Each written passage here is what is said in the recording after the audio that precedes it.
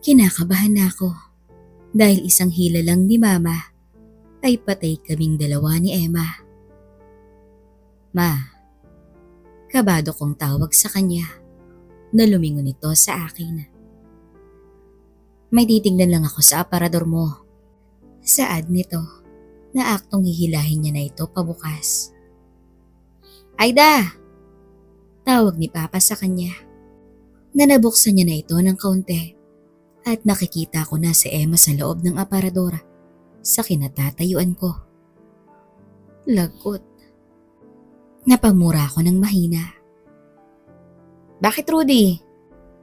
Tanong niya kay Papa na naitulak ni Mama pasara ang aparador ko at sakto ding pumasok sa loob si Papa. Alam mo ba kung nasaan yung puting polo ko? Nasa aparador natin. Hindi ko mahanap eh. Saad ni Papa sa kanya. Paano mo mahahanap? Bibigang ginagamit mo.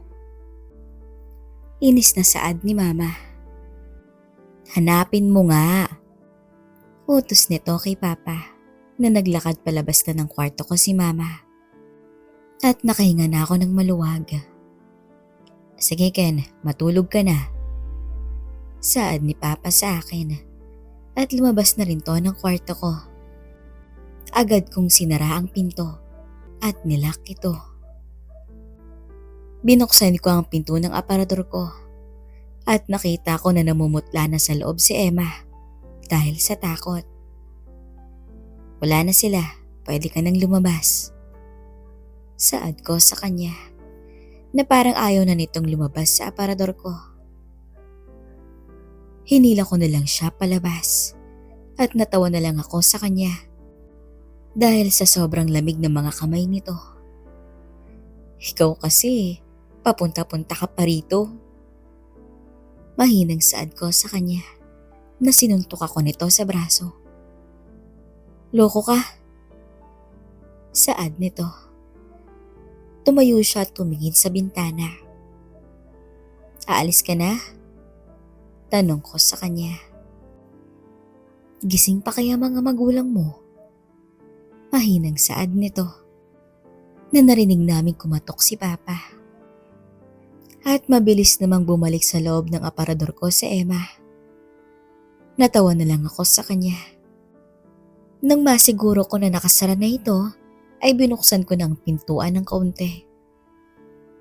Bakit pa? Bukas sasamahan kita sa school ng mga bata at sa trabaho mo. Saad nito sa akin. Bakit po? Para na rin sa katahimikan ng loob ko. Saad nito sa akin. Kayo pong bahala. Saad ko sa kanya at umalis na ito. Okay na. Saad ko kay Emma na ayaw nang lumabas ng aparador ko.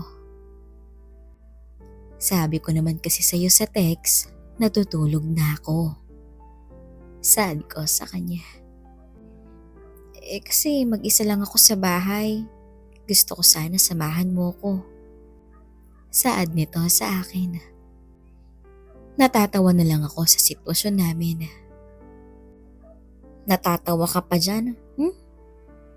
Inis na saad nito. Kailan ba pupunta dito ang pamilya mo? Tanong ko sa kanya habang nakahiga kami sa kama ko at naghihintay ng oras. Kapapasok lang kasi ng mga magulang ko sa kwarto nila. Kaya hinihintay na lang namin na mahimig na silang natutulog. Sa makalawa, pupunta dito ang asawa at anak ko. Ipapakilala kita sa kanila. Ganun ba? Oo, ikaw. Kailan nabalik ng pamilya mo? Sa Sabado uuwi na sila rito. Saad ko sa kanya na tumingin ako sa orasan. Magkakalahating oras na nang pumasok sila Mama sa kwarto. Teka, dito ka lang ha. Titignan ko lang kung tulog na sila. Saad ko sa kanya na bumangon na ako at sumilip sa labas ng hallway. Ano? Mahinang tanong niya na kinawayan ko siyang bumangon at lumapit sa akin. Dahan-dahan lang. Saad ko sa kanya. Na lumabas kami ng kwarto at dahan-dahan kaming bumababa sa hagdanan. Nakahinga kami ng malalim nung nasa sala na kami at yumakap pa ito sa akin. Ano ka ba? Saad ko sa kanya na tinulak ko siya ng mahina dahil mahigpit itong yumakap sa akin. Lambing lang eh. Mamaya ka na maglambing pag clear na tayo. Saad ko sa kanya na dahan-dahan kong binuksan ang pinto sa labas at lumabas na kami. Samahan mo ko sa bahay.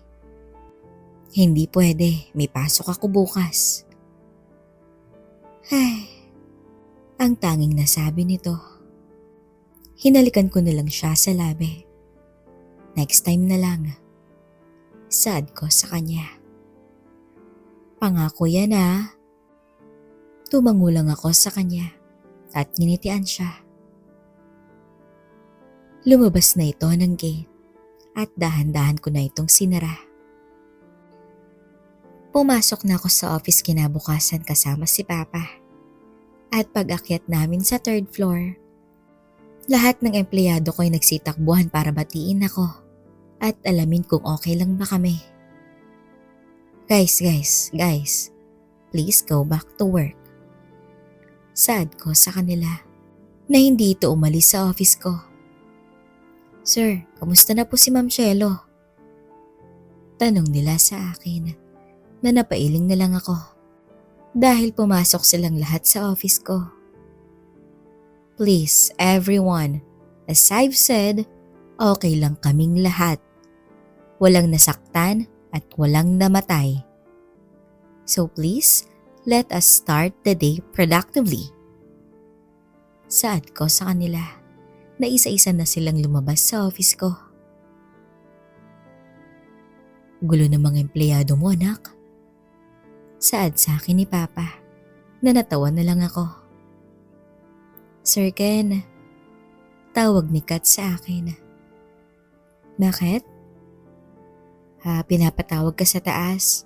Naghihintay yung board members sa'yo. Oo nga pala yung board. Saad ko. Dito ka lang pa ha? Saad ko sa kanya. Sige nak. Sagot naman nito. Kaya patakbo na akong pumunta sa elevator at umakyat sa 7th floor. Pagdating ko sa taas, Sir, tawag ni Sheila sa akin at napansin ko na nag-aalala ito. Don't worry, we're fine.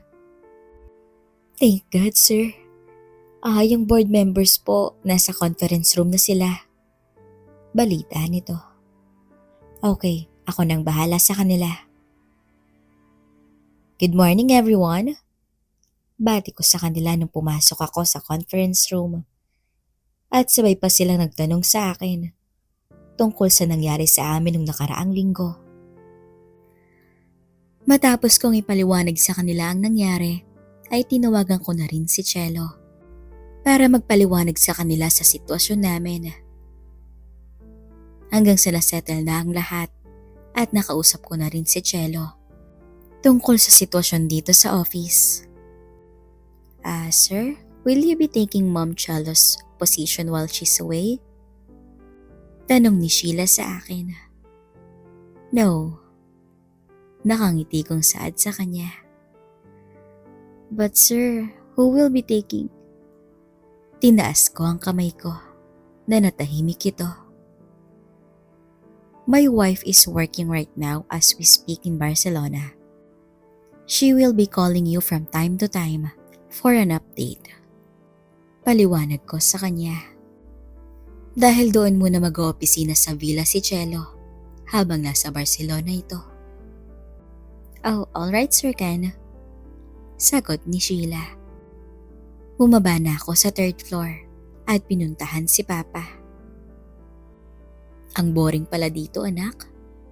Saad ni Papa. Dahil wala itong ginawa kundi ang maglaro lang ng game sa cellphone niya. Sabi ko sa'yo ako na lang eh. Saad ko sa kanya na napabugnot nito. Kumatok sa pinto si Kat at pumasok ito. "Sir, may bisita po kayo." Saad nito sa akin. "Sino?" "Ken!" Tawag nito sa akin nung pumasok ito sa office ko. "Holy crap! Jepoy!" Natutuwa akong salubong sa kanya at nagyakapan kaming dalawa. "Kamusta ka na?" Tanong ko sa kanya. "Okay lang ako. Tito Rudy, kamusta na po?" Tanong niya kay Papa na nagkamayan sila. "Okay lang ako." "Napadalaw ka?" Tanong ko sa kanya. Natinignan lang ako nito. "Bakit?" Tanong ko sa kanya. "Loko ka ba?" Nagulat ako sa sinabi niya. Muntik na kayong mapatay. Tapos yung nagsasabihin mo sa akin? Napadalaw ka? Saad nito sa akin na napangiti lang ako. "Kamusta si Ma'am Shelo at ang mga bata?" Tanong agad nito. "Nasa Barcelona sila ngayon." "Salamat sa Diyos. Ano, siya ba?" Tanong nito. Nakilala na niya kung sinong tinutukoy ko. Tumango lang ako. Demonyo talagang taong yun. Galit na saad ni Jepoy. "Relax lang, buddy. Ligtas naman kami." "Maski na Ken. Hayop talaga yun." Galit na saad nito na inakbayan siya ni Papa. "Naiintindihan kita, Jepoy. Kaya relax lang. Batas na ang huhusga sa kanya." Saad ni Papa sa kanya. Nangumiti ito. "So, kamusta na ang pamilya mo?" Tanong ko sa kanya. Naumupo ako sa sofa at naupo na rin sila ni Papa. "Okay lang. Alam mo naman na magkaklase ang mga anak natin." Saad nito sa akin. Si Ednalyn. Sabi ni Ken candidate daw ng valedictorian ng anak mo." "Oo nga eh. Kaya nga ako lumuwas kasi babawi ako sa kanya."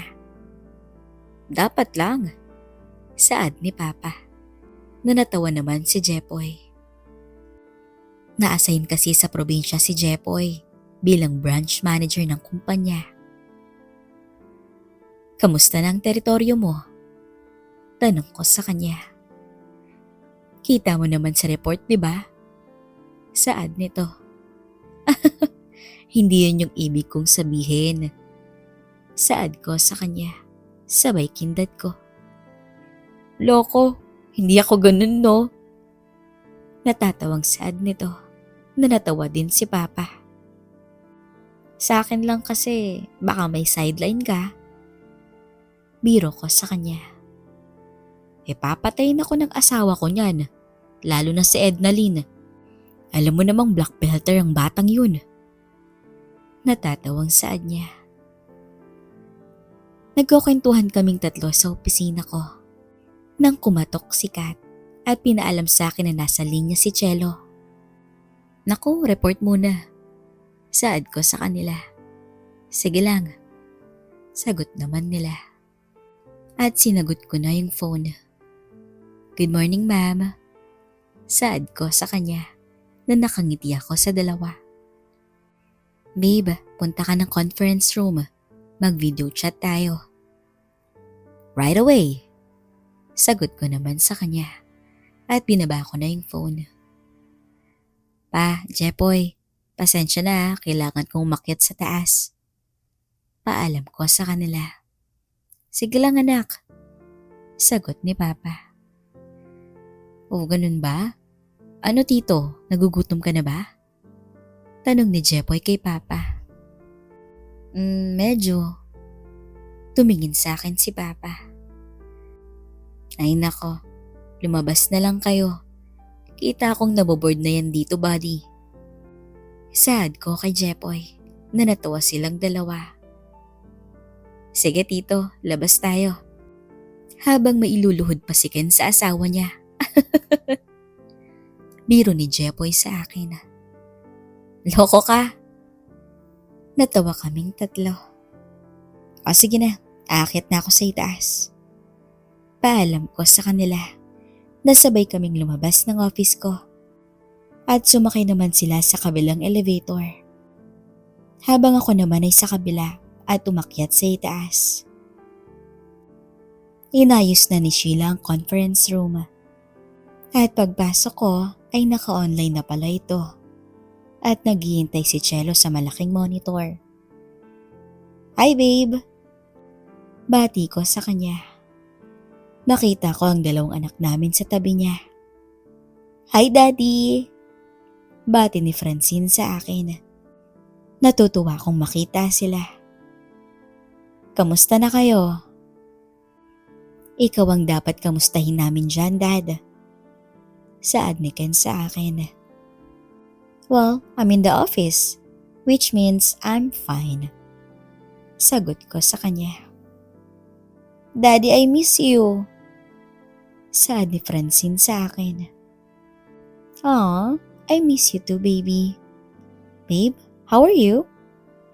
Tanong ko sa kanya. Missing you. Saad ni Chelo sa akin. Ew! Don't tell me you guys are going to kissing in front of us. Saad ni Francine sa kanya. Baby, shut up. Saad ni Chelo sa kanya. Natawa na lang ako sa mag-ina ko. Umupo ako sa harap ng monitor habang pinapanood silang nagtatalo. Natahimik lang naman si Ken dahil ayaw nitong mapasali sa kanila. Hey son. Yes, Dad? How are you? Tanong ko sa kanya. Nangumiti naman ito. I'm fine, Dad. Come on, boy. Tell me. Saad ko sa kanya na nag-blush naman ito bigla. Daddy, Kuya is spending time with Esmeralda. Balita sa akin ni Francina. Oh, Kenneth? Tawag ko sa kanya. Natinignan siya ni Chelo. Oh God, don't tell me! Saad ni Chelo bigla. Dahil one time, nahuli namin silang naghahalikan sa loob ng kubo nung maliliit pa sila. Babe, this boy really takes up with you. Inis na saad ni Chelo sa akin. Well, he is my son. Natatawang sagot ko sa kanya na pinakita ni Chelo ang kamao niya sa akin. Well, you can't blame the boy. Look at him. Saad ko sa kanya na hinawakan niya sa baba si Ken at tinignan nito. What am I looking at?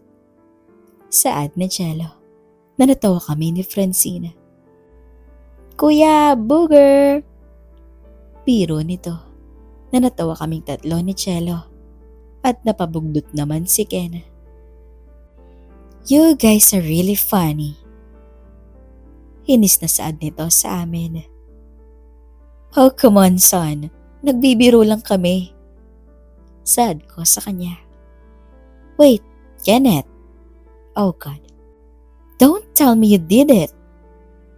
Saad bigla ni Chelo. Nanapakover na lang ako sa muka. Dahil ngayon lang niya na-pick up ang expression ko kanina. We just got here and now. Ew! Ew! Boy! Inis na saad ni Chelo sa kanya. Ew! Saad din ni Francina. Come on, like you guys never did it. Depensa ni Ken na binatukan siya ni Chelo. You two are no longer allowed to be alone together. Saad ni Chelo sa kanya. Ay, dinig namin galing kay Ken. I'm sorry, son. Saad ko sa kanya. Nanginitian ako nito. So, you guys are coming home this Saturday? Tanong ko kay Chelo. Yeah, ate is already getting us a ticket. Wait, uuwi na tayo ngayong Sabado? Gulat na tanong ni Ken sa mami niya. Yes, why? Tanong ni Cello, na natahimik bigla si Ken. Babe, tawag ko kay Cello, na lumingon ito sa akin. Give the boy a chance to say goodbye this time. Saad ko sa kanya. Dahil nung huling pumunta kami ng Barcelona, hindi na nakapagpaalam pa si Ken kay Esmeralda. Are you serious? Come on, who knows kailan siya makakabalik dyan? Rason ko sa kanya. Nung umiti naman sa akin si Ken. Give the boy this chance, okay? Lambing ko sa kanya na tumingin siya kay Cello. No more ano. You know what I'm talking about. Banta nito kay Ken na napangiti naman ito sa mami niya. Thanks, Mom. Yeah. Sad naman ni Cello. Daddy, pick us up, okay? Sad ni Francine sa akin. I will, baby. At nagpaalam na sila dahil babalik na sila sa ospital para bisitahin naman si Papa Miguel. Ingat kayo. Bilin ko sa kanila. Will do, babe. Sad ni Cello. At matapos makapagpaalam ng dalawa, nag-offline na sila. At bumaba na uli ako sa office ko. Tinawagan ko na rin ang principal ng school nila Ken para i-inform na hindi muna sila papasok ng 1 linggo. Na naiintindihan naman niya dahil nakita niya ang balita at sa nangyari sa kondo namin. Tinuloy ko na lang ang trabaho ko habang wala pa sina Papa at Jepoy. Napansin ko kasi na maaga pa para magtanghalian. Kat? Yes, Sir Ken? Tanong nito sa phone. Pwede pakidala yung file ng Mandarin account? Sige po sir, kukunin ko po. Sagot nito at binabana niya ang phone. Maya-maya lang ay pumasok na siya at dala niya na ang folder. Bakit niyo po hinihingi to? Di ba tapos na to? May i-review lang ako sa account na to. Sir, kayo ho ba talaga yung nag-zipline sa building? Tanong niya sa akin. Dahil hindi ata siya makapaniwala na kami yun. Hindi. Stunt double yun namin. Biro ko sa kanya. Natinignan ako nito. Biro lang. Saad ko sa kanya. Na nainis ito at natawa.